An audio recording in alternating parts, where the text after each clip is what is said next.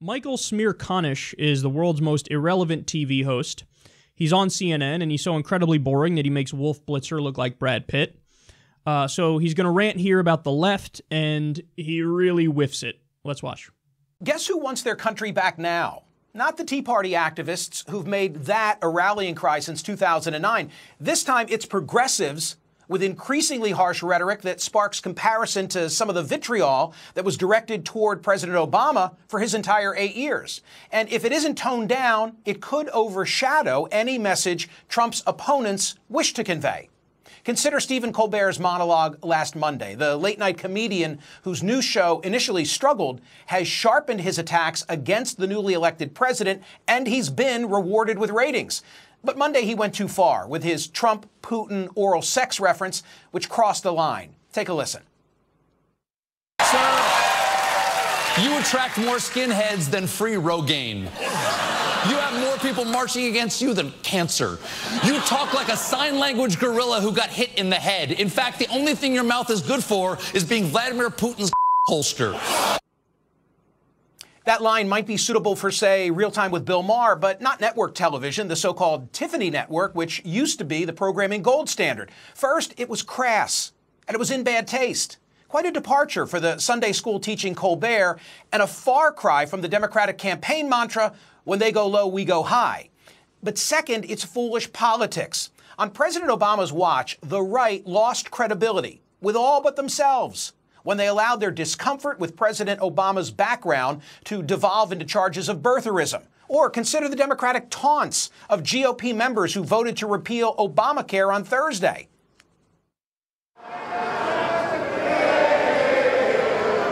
My CNN colleague Chris Cillizza was right to say that this kind of jeering and mocking is exactly why people hate politics. No, dipshit. No, they hate fucking politics because of the policy that just happened right there in the House. No more protection for pre-existing conditions. 53 million people would be uninsured under that bill. $880 billion cut from Medicaid. $600 billion tax cut for the rich. That's why they hate politics. They hate politics because the government took $7 trillion worth of our money and wasted it in Iraq for no goddamn reason. They hate politics because the NSA is spying on all of us. They hate politics because from the 1980s and onward, the middle class has been stagnant even though our productivity has been through the roof. They hate politics because the rich and the corporations rig the rules against them. The fuck are you with this fucking tone police? Oh, you use dirty language. I saw this on Twitter from some other idiot. Where, you know, Kamala Harris, who, by the way, is a corporate Democrat, I'm not a big fan of hers, but she dropped a few F-bombs when talking about healthcare, and somebody tweeted, like, the coarsened Democratic Party lost its way, or something like that. It's like, so this is what these idiots save their anger for.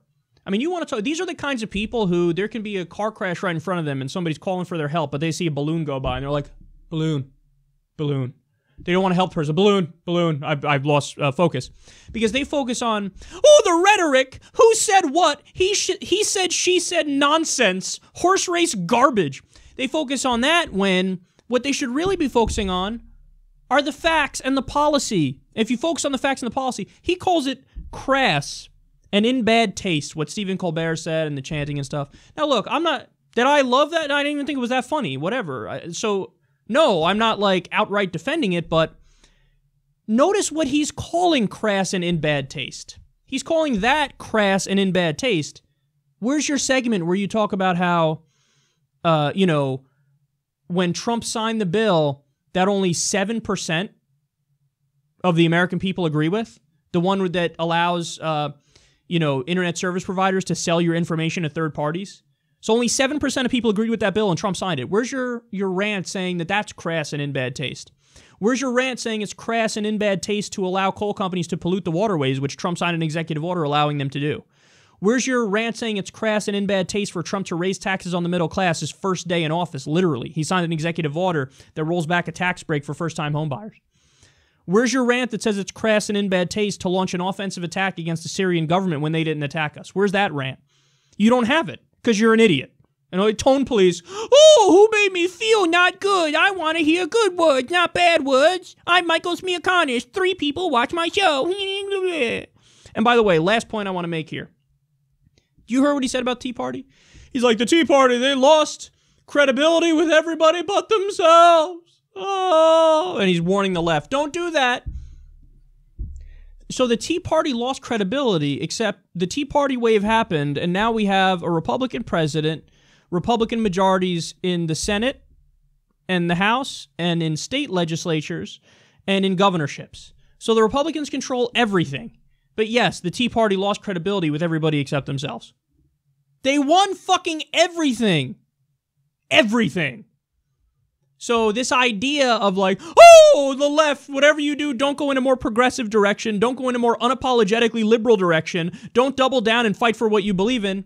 Fuck off, Smear Connors. This is the kind of establishment centrist bubble garbage that I would expect from CNN. This is exactly what I would expect from CNN, which is why Michael Smear Connors has been on TV for years and still nobody knows who the fuck he is.